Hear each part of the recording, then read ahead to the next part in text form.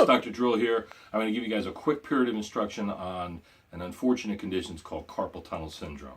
All right, carpal tunnel syndrome, you know you have it because your thumb, your nose-picking finger, and your half of your middle finger will start going numb. You might have a little pain at the wrist, and as the injury progresses, God forbid, you could have some weakness in the finger flexor muscles and in the thumb muscles. All right.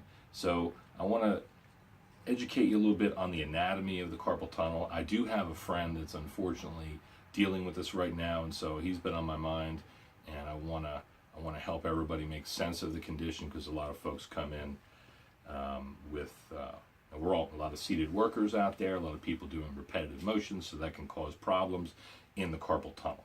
So here is our anatomical model of the wrist and hand, and all this of course the bones here. There's the thumb, digit 2, 3, 4, 5, and the wrist bones, or the forearm bones coming together with the wrists.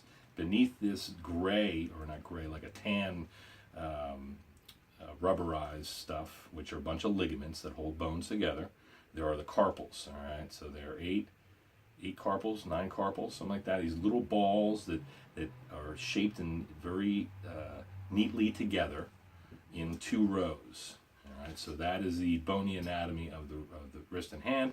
Then you've got this tan material, which again represents the ligaments that lashes everything together and makes sure that our hand stays together with our wrist, right? So I've taken some pieces of surgical tubing, and this is going to represent the tendons. If you look at your wrist and you clench your fist and you work your fingers, you can see some tendons that are working through the wrist. So the muscles of the forearm right here, they're going to give way to these tendons, which are like little wires, and they are going to floss through the wrist, in through the carpal tunnel, which is an actual space, a hole, and they're going to go through, and then they're going to attach at various places throughout the hand and the ends of the digits, so that we can move our fingers, right? And there's a lot of intricate muscles, tendons, and ligaments working on the fingers so that we can be dexterous and deft and do all the fine motor skill stuff. Very, very important. So these tendons, as they go through the carpal tunnel, they're going to reach out to their different digits, 1 through 5, and attach on them. The tendons are lined with what is called a sheath. They're surrounded by this tendon sheath. So within these little holes in the surgical tubing would be the tendons, and then they're surrounded with a lubricated sort of sheath. So the tendons slide in and out very, very smoothly in those tendon sheaths. And the tendon sheaths are often depicted as blue. So you can imagine these white cords coming out and attaching. Now the carpal tunnel, so we've got a lot of tendons in there. We also have a nerve, and the nerve is called the median nerve. We'll depict that nerve as with this yellow pencil, and I'm going to sandwich it right between and among those tendons. So we've got a bunch of cords sandwiched together, and then we've got this very delicate fatty nerve tissue. Nerves are primarily comprised of fats, and they're like wires. All right, they send electrical impulses. So the nerve, the median nerve, is going to go through the elbow, through the forearm, and into the hand via the carpal tunnel. And if there's too much activity in these tendons, if there's overuse, if there's fingers fluttering so frantically, say that 3 times fast, fingers fluttering so fast, frantically, fingers fluttering frantically, fingers fluttering frantically, there can be breakdown, there can be friction among these tendons as they're moving. All right? And what happens then is the median nerve can be directly pressed upon and squeezed on by these adjacent tendons, or it can be inflamed, scraped, inflamed, and then everything swells up inside the carpal tunnel, and the median nerve is going to become impaired, pissed off, aggravated, and then everything downstream from the nerve, i.e. the forearm finger flexor muscles, the muscles of the thumb, they're going to become angry. You can, as stated previously, you can develop numbness in your thumb, forefinger, and half of your middle digit. Should not have any numbness in your pinky and ring finger. All right. So if you have whole hand numbness, that could mean something else, a different problem.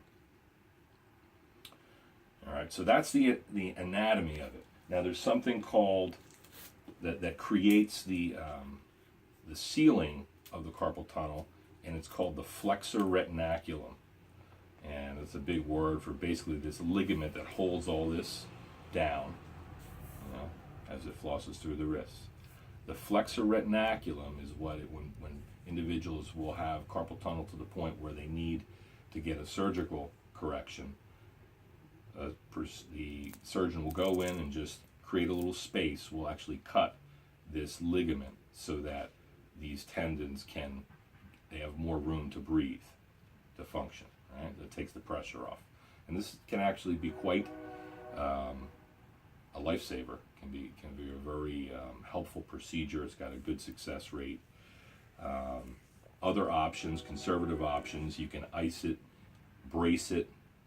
So you hold the wrist in a fixed position with some sort of brace or casting for the position.